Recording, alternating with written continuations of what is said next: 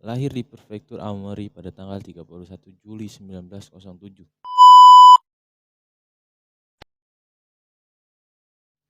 Halo, kembali lagi dengan channel ini. Di sini kali ini kita akan membahas sebuah kisah yang memukau yang terjadi antara tahun 1943 atau 1933 sampai tahun 1943-an. Nah, kisah ini adalah sebuah kisah yang memukau yang paling tersohor di Jepang. Kisah apakah itu? Nah, hari ini kita akan bahas kisah Yoshi Shiratori yang kabur dari penjara selama 4 kali berturut-turut dengan cara meneteskan kuah sup ke dalam jeruji besi. Mari kita simak kisahnya. Lahir di Prefektur Aomori pada tanggal 31 Juli 1907. Sejak muda, Yoshi Shiratori sudah terkenal sebagai anak yang nakal. Ia sering terlibat sebagai aksi pencurian, kriminal lainnya meskipun ia tetap membangun sebuah keluarga kecil sendiri yang dimana keluarga itu terdapat seorang istri dan anak perempuannya. Sayangnya meskipun ia telah berkeluarga, ikatan Shiratori dengan dunia kriminal belum saja putus. Ia bahkan memulai kecanduan berjudi, sebuah kebiasaan yang kelak akan ia sesali sepanjang hidupnya. Sebagai seorang ayah atau kepala keluarga, Yoshi sangat bertanggung jawab kepada keluarganya. Oleh karena itu, ia selalu berusaha untuk mencukupi kebutuhan keluarganya. Sayangnya, Yoshi Shiratori ini mendapatkan uang adalah dengan hasil pencurian perampokan bersama komplotannya. Shiratori sering membobol rumah orang kaya untuk mencuri, sebuah tindakan yang kelak akan ia masuk ke dalam penjuru penjara, serta awal dari kisah sang seniman melarikan diri paling tersohor di Jepang, penjara yang sering ia bobol. Pada tahun 1933, Shiratori akhirnya ditangkap setelah dicurigai sebagai seorang perampok dan pembunuhan, sebuah tindakan yang selalu ia sangat sanggah yang tidak pernah ia akui karena dipaksa untuk mengakui tuduhan tersebut sebagai pembunuh yang tak ia lakukan. Karena kasus ini, Shiratori kemudian dimasukkan ke dalam penjara di Aomori yang memiliki penjagaan yang sangat ketat. Di penjara inilah Shiratori mulai memperoleh julukannya sebagai seniman melarikan diri di dalam penjara. Setelah berhasil melarikan diri dari penjara Aomori, Shiratori juga berhasil melarikan diri dari 3 penjara lainnya, yaitu Akita, penjara Sapporo, dan penjara paling ketat di Jepang yaitu penjara Abashiri. Prestasi ini membuat Shiratori dikenal di seluruh Jepang dan sebagai maestro membobol penjara. Namun bukan hal itu saja yang membuat Shiratori spesial yang dianggap sebagai anti-hero oleh masyarakat Jepang, melainkan alasan di balik layarnya itu, yaitu serta sebagai jenius dalam merencanakan tiap-tiap pelariannya. Pada tahun 1936, Shiratori telah dipenjara selama 3 tahun karena tuduhan pembunuhan yang tak pernah ia lakukan. Shiratori telah merasakan jengah dengan perlakuan sipir penjara yang selalu menyiksanya setiap hari. Akhirnya memutuskan untuk melarikan diri. Namun penjara Aomori bukanlah penjara yang sangat remeh. Dan penjara ini bahkan dikenal sebagai salah satu penjara yang sangat ketat penjagaannya. Namun berkat kecerdikannya, Shiratori berhasil menemukan celah setelah melakukan perhitungan dengan teliti. Selama tak kurang 1 bulan, Shiratori menemukan jeda 15 menit antara para petugas penjaga malam. Dengan celah inilah Shiratori memulai aksinya. Pelariannya pada pukul 5.30 pagi dengan menggunakan sebuah kawat yang ia ambil dari ember kayu yang biasa digunakan oleh para tahanan untuk mandi. Shiratori berhasil membukakan sebuah pintu selnya melalui kawat yang ia ambil pula dan ke seluruh pintu pengaman yang ada di penjara Aomori ini dan melarikan diri. Tetapi rencana Shiratori ini tak sampai hanya di situ saja. Di dalam sel ia juga telah menyiapkan sebuah tipuan kecil untuk mengelabui para penjaga. Dengan menggunakan balok kayu yang ia ambil dari lantai, Shiratori membuatnya dirinya seolah-olah sedang tertidur. Dan trik ini yang berhasil mengelabui para petugas patroli dan memberikan waktu bagi Shiratori untuk kabur sejauh mungkin. Baru pada pagi harinya saat petugas membangunkan seluruh tahanan, mereka baru menyadari kalau Shiratori telah lenyap dari sel tahanannya. Sayangnya hal ini sudah terlambat. Dan meskipun alarm penjagaan dinyalakan, Shiratori sudah lari. terlalu jauh dan tidak dapat lagi ditemukan, atau setidaknya yang banyak orang pikirkan, karena 3 hari kemudian Shiratori justru tertangkap di sebuah rumah sakit saat sedang mencari bahan makanan. Setelah tertangkap, Shiratori kemudian dijatuhkan hukuman yang lebih berat dengan vonis hukuman seumur hidup tanpa kunjungan. Dengan hukuman ini, Shiratori tak bisa lagi melihat istri dan anaknya. Sejak saat itulah pula penjagaan Shiratori kian diperketat agar Shiratori tak bisa melarikan diri lagi. Pada tahun 1942, 6 tahun setelah berlalu setelah peristiwa pelarian Shiratori yang pertama di tengah kesibukan Jepang dalam Perang Dunia Kedua, Shiratori berhasil dipindahkan ke penjara Akita di kota Akita. Di penjara inilah Shiratori kembali mendapat perlakuan buruk dari sipir penjara. Perlakuan buruk ini bahkan lebih parah dari sebelumnya, di mana selain dipukul, Shiratori juga dipaksa bekerja seharian penuh dan tidur pun di lantai beton pada malam harinya.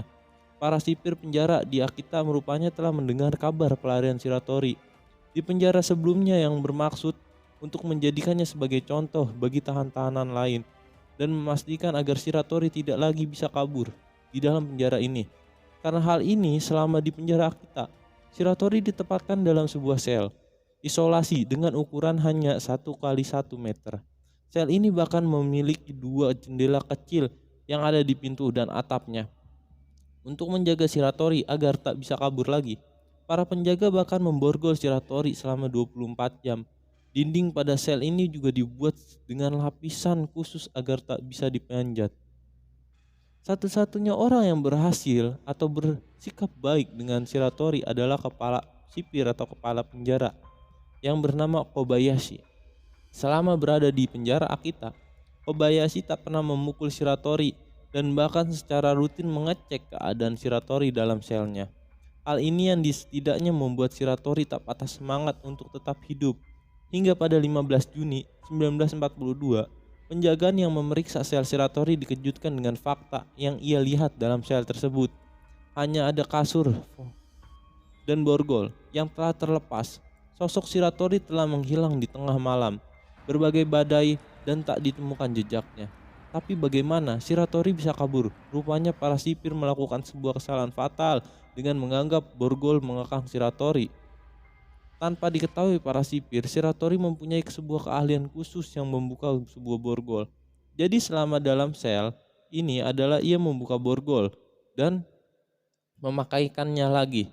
Selain itu, Shiratori rupanya juga seorang ahli dalam memanjat dinding.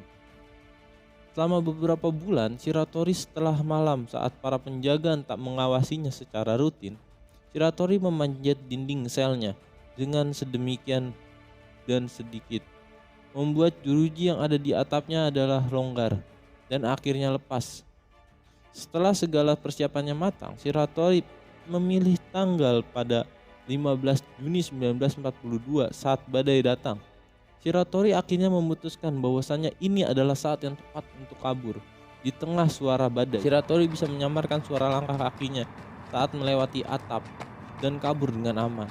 Setelah pelarian ini, jejak Shiratori sebenarnya tak lagi teracak dan ia nyaris tak bisa ditemukan lagi kecuali adanya sebuah pengkhianatan. 3 bulan setelah pelariannya, secara mengejutkan Shiratori mengunjungi Kobayashi. Kobayashi ini adalah kepala sipir di penjara Akita.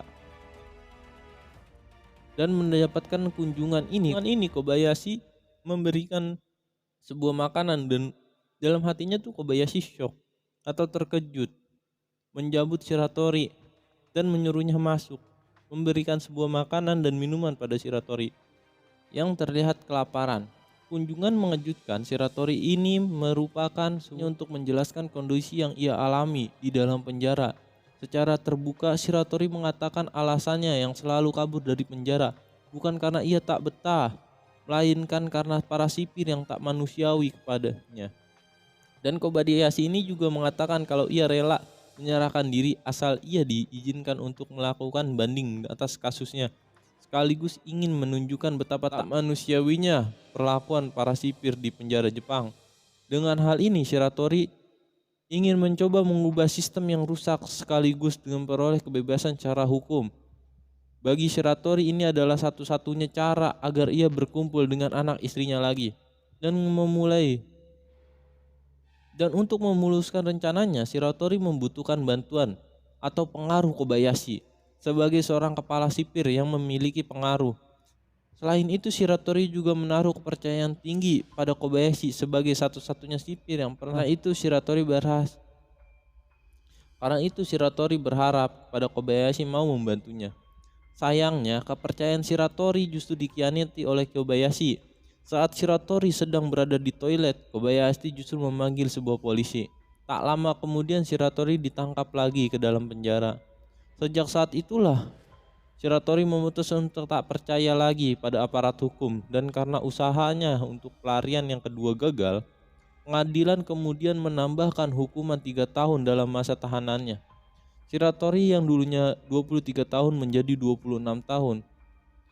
Mendapatkan hukuman ini, Shiratori hanya bisa pasrah dan memohon untuk tidak ditahan lagi di penjara yang ada di kota Akita, dan meminta untuk dipindahkan ke Tokyo yang udaranya lebih hangat dengan alasan yang tak kuat dengan udara dingin yang ada di wilayah utara Jepang, tempat kedua yang di penjara di mana Shiratori pernah ditahan sebelumnya. Namun sayangnya permintaan Shiratori ditolak oleh majelis hakim yang justru mengirim Shiratori ke penjara Abashiri yang ada di kota Hokkaido, wilayah yang ada di ujung utara Jepang, sebuah penjara yang dikenal sebagai neraka di musim dinginnya, di mana belum pernah ada satupun narapidana yang lolos. Pada tahun 1943, setelah dipindahkan dari penjara Abashiri, kehidupan Shiratori benar-benar berubah menjadi sebuah neraka. Di sana suhunya di penjara Abashiri yang ada di bawah titik beku, bahkan membuat sup miso dan kecap manis jadi menu utama sehari-hari para narapidana. Nyaris hampir selalu membeku setiap harinya. Kondisi yang lebih buruk diperlakukan pada Shiratori. Selain itu, dipukulin setiap harinya, Shiratori juga dikurung di sel terbuka dengan makanan minim dan pakaian minim juga, dan tangan yang selalu diborgol. Perlakuan buruk ini membuat Shiratori akhirnya lepas kendali suatu hari di tengah amarahnya. Perlakuan buruk ini membuat Shiratori akhirnya lepas kendali, di mana suatu hari di tengah amarahnya, Shiratori memulai menyerang kepala sipir dan berusaha untuk melarikan diri, dan sayangnya ia gagal. Merasa depresi, Shiratori kemudian berkata pada dirinya sendiri dan pada penjaga bahwasanya ia bersumpah akan kabur dari penjara Abashiri ini. Setelah ia bahkan menghancurkan borgol yang mengikatnya dengan tangan kosong. Melihat hal ini, para petugas mulai menyadari bahwasanya borgol biasa tak akan bisa menghentikan Shiratori. Untuk bisa mengekang Shiratori, pihak penjara Abashiri kemudian merancang sebuah borgol khusus untuk tangan dan kaki Shiratori dengan berat mencapai 20 kg untuk setiap borgolnya, di mana borgol ini bahkan juga dirancang khusus tanpa lubang kunci dan hanya bisa dilepas oleh pandai besi yang hanya datang sekali dalam seminggu. Itu pun butuh waktu 2 jam untuk melepas borgol tersebut. Setelah borgol ini selesai, Shiratori juga dibuatkan khusus dengan lapisan baja, dan tiap lubang jendela yang ada di baut sangat kecil. Selama dalam beberapa tahun ini hidup, Shiratori tak ada ubahnya seperti dalam neraka. Bahkan untuk makan pun ia harus merangkak layaknya seekor anjing dengan jatah makanan yang telah dipotong setengah untuk membuat tubuh Shiratori semakin melemah. Satu-satunya kesempatan di mana Shiratori untuk merasakan bebas adalah tiap kali pandai besi datang dan melepas borgolnya. Inilah Shiratori, akhirnya dia bisa mandi dan membersihkan luka yang ada di borgolnya. Telah penuh dengan belatung, di mana borgol tuh yang di tangan sama kaki itu penuh dengan belatung, dan kondisinya yang sangat buruk. Secara perlahan telah membuat Shiratori mulai menyerah.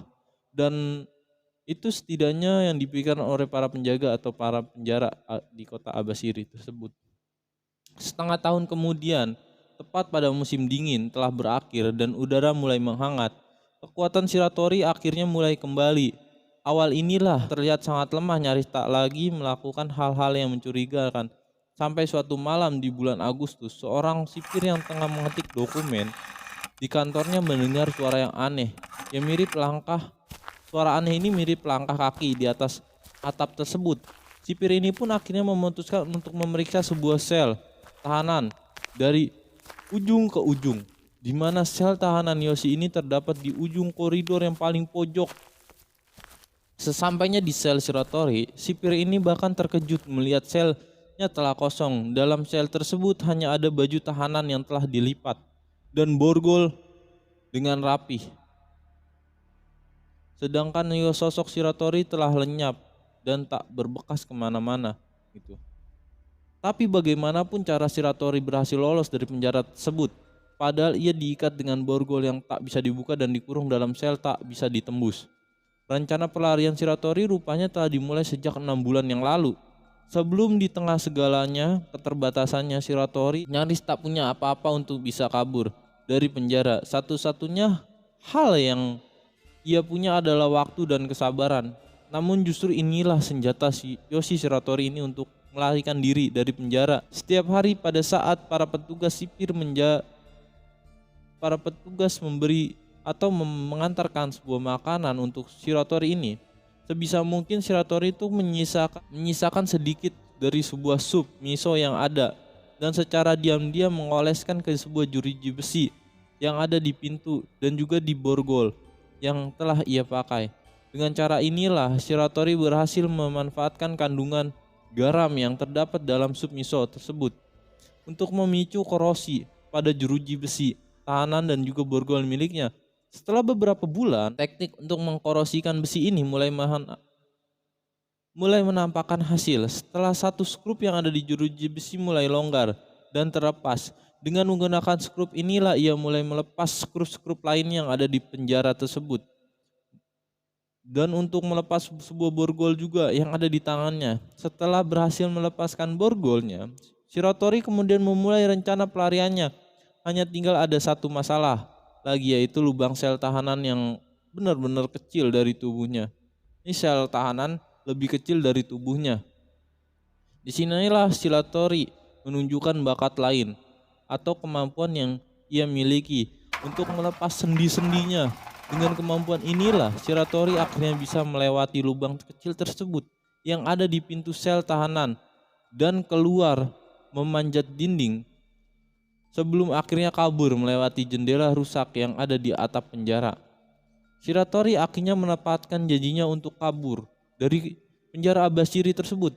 Setelah mendapatkan Shiratori yang tak ada lagi di selnya, para penjaga awalnya sempat melakukan pencarian, tapi karena Shiratori tak ada yang bisa bertahan dengan dinginnya suhu di utara kota Hokkaido tersebut, mereka berasumsi bahwasannya Yoshi telah mati kedinginan atau dimakan oleh beruang.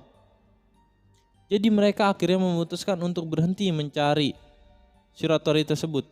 Dengan kejadian inilah Shiratori berhasil lolos dari 3 penjara tersebut.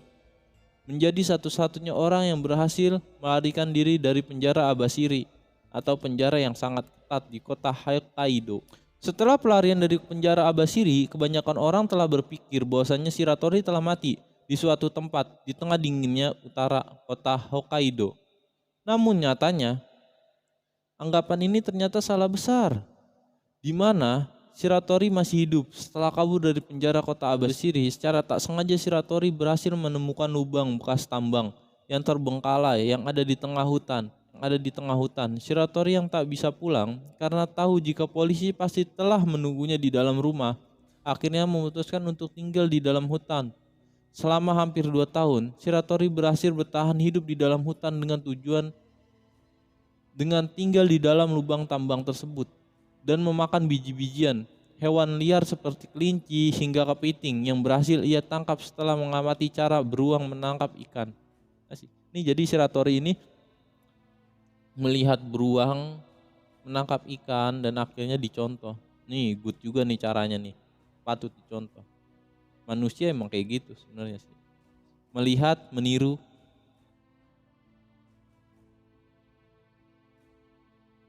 Saat ini sebenarnya hidup Shiratori sudah terbilang nyaman. Namun setelah waktu berlalu, rasa ingin tahu Shiratori akan kehidupan luar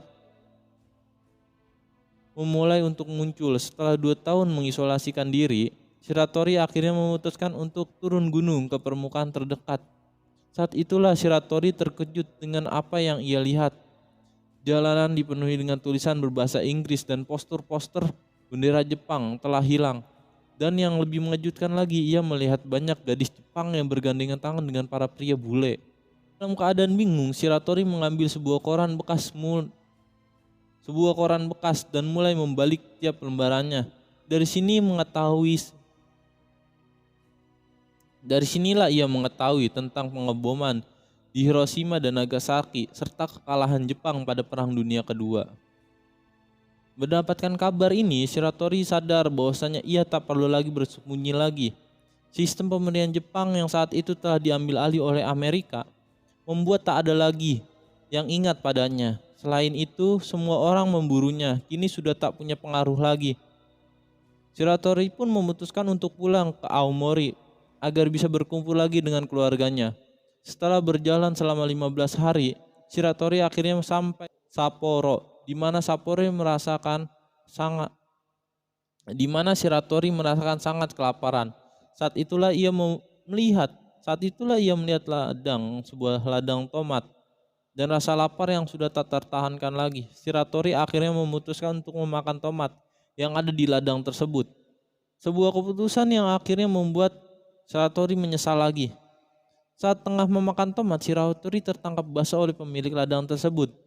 Keduanya kemudian terlibat perkelahian atau cekcok. Karena pemilik ladang mengira Shiratori sebagai orang yang selalu mencuri di ladangnya. Sayangnya, dalam perkelahian ini si pemilik ladang malah luka di dalam perut yang akhirnya menewaskannya. Karena hal ini, Shiratori kembali tertangkap oleh polisi. Tak lama setelahnya, ditangkap oleh polisi, akhirnya menyadari kalau orang yang baru saja ia tangkap adalah sang seniman melarikan diri yang telah melarikan diri dari 3 penjara lainnya yang sangat terkenal yang bernama Yoshi Shiratori. Mendapatkan hal ini, hukuman yang telah Yoshi terima kian memberat. Mendapatkan hal ini, hukuman yang diterima oleh Shiratori kian memberat. Ia kini harus berhadapan dengan vonis hukuman mati karena 3 pelarian tersebut dari penjara-penjara sebelumnya. Kasus pembunuhan yang ia akui hanya untuk membela diri. Pada tahun 1947, Shiratori akhirnya dipindahkan ke penjara Sapporo untuk menunggu eksekusi mati. Namun akankah ini menjadi akhir bagi Shiratori? Nyatanya tidak. Di pelarian yang keempat, dengan track record Shiratori yang pernah berhasil kabur dari 3 penjara di Jepang, pihak lapas Sapporo tak ambil pusing atau resiko. Mereka menyiapkan tahanan khusus yang merupakan upgrade dari tahanan penjara di Abashiri. Ruangan tahanan ini memiliki baju yang lebih kuat dengan lubang jeruji besi yang tak lebih besar daripada kepala Shiratori tersebut. Selain itu, Shiratori juga mendapatkan pengawasan selama 24 jam dari 6 sipir bersenjata yang selalu mengawasinya. Para sipir juga secara rutin memeriksa sel tahanan Shiratori saat ia tengah keluar untuk jadwal mandi. Dengan kondisi inilah, Shiratori yang hampir berusia 40 tahun hampir tak punya kesempatan untuk kabur lagi. Shiratori bahkan menunjukkan tanda-tanda depresi dengan selalu menatap ke langit. Ruangan tahanan dengan tatapan yang nanar atau yang di luar nalar. Melihat kondisi ini, para sipir penjaga penyerasa yakin bahwasanya semangat Shiratori telah habis yang tak akan kabur. Apalagi selama berada di penjara Sapporo, Shiratori ini telah kehilangan semangatnya. Shiratori mulai sering menghabiskan sebagian waktunya untuk tidur dan menelak bagian-bagian langit.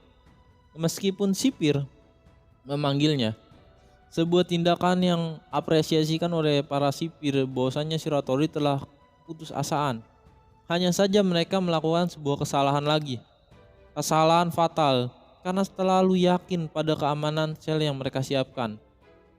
Sipir tak lagi memasang borgol pada tangan Shiratori, sebuah kesalahan fatal yang harus mereka bayar dengan mahal. Setelah beberapa bulan tak menunjukkan tindakan yang mencurigakan, di mana suatu pagi saat sipir memutuskan untuk memeriksa sel Shiratori setelah ia tak merespon panggilan sipir, namun para sipir terkejut dengan apa yang mereka temukan. Apa yang ada di balik selimut bukanlah Shiratori, melainkan papan kayu lantai yang ditata agar mirip tubuh manusia, sedangkan Shiratori telah lenyap lagi. tak berbekas. Keluar lagi nih Shiratori di dalam penjara tersebut. Tapi bagaimana Shiratori bisa kabur? Pada titik inilah kejeniusan Shiratori terbukti. Selama ini tingkah Shiratori seperti orang depresi ternyata merupakan sebuah usaha untuk mengalihkan fokus para penjaga. Selain itu, ia selalu menatapkan nanar atau melihat ke atas untuk membuat asumsi bahwasannya Shiratori akan kabur melewat bagian atas sel tersebut, seperti pelarian yang ketiga sebelumnya.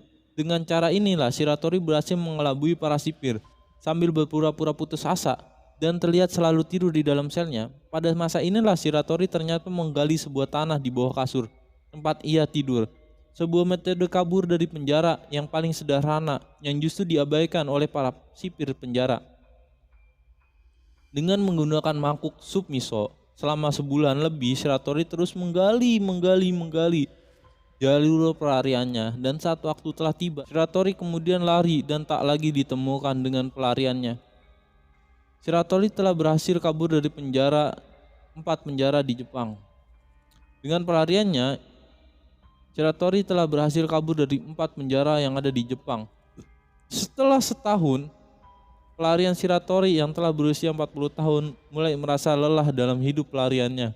Pada suatu pagi pada tahun 1948, Shiratori yang sedang beristirahat di sebuah pemukiman yang masih ada di wilayah Sapporo bertemu dengan seorang polisi yang tak sengaja duduk di sampingnya di Sapporo Shiratori untuk merokok. Polisi tersebut menawari Shiratori untuk merokok. Polisi ini kemudian mulai berbincang-bincang dengan Shiratori yang coba bersikap tenang agar tak memicu sebuah kecurigaan polisi tersebut.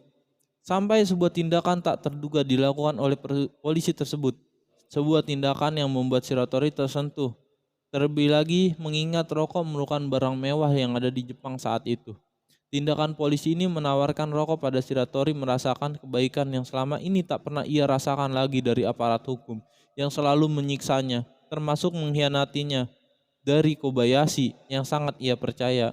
Jadi bagi Shiratori tindakan polisi ini memperlakukannya dengan baik, bahkan menawarkannya rokok pada orang yang tak dikenal. Telah membuka hati Shiratori sambil mengisap rokok pemberian polisi tadi.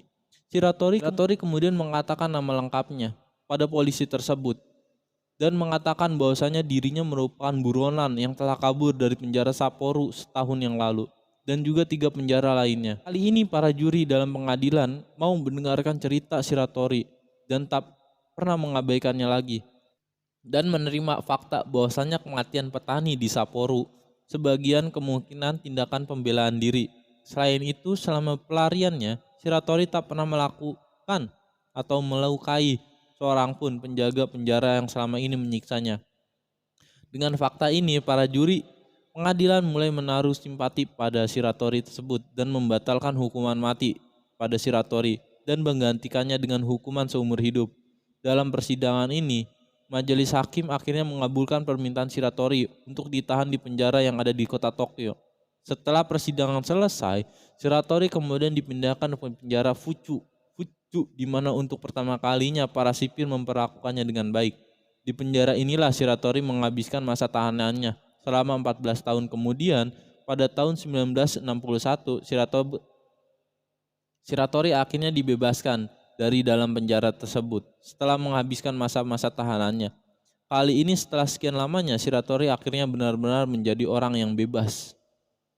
Namun meskipun telah bebas, entah kenapa Shiratori tak lagi pulang ke Aomori untuk menemui keluarganya. Baru pada tahun 1973 ia akhirnya pulang ke Aomori untuk menemui putrinya yang sekaligus merupakan satu-satunya anggota keluarga Shiratori. Dalam pertemuan yang tanggung itu Shiratori tak mengucapkan sepatah kata pun. Namun terlihat jelas di mana sorotan kerinduan yang telah lama ia pendam. Shiratori sendiri akhirnya menutup usia pada tahun 1979 dalam perawatan seorang wanita yang selama ia menemui akhir hidupnya.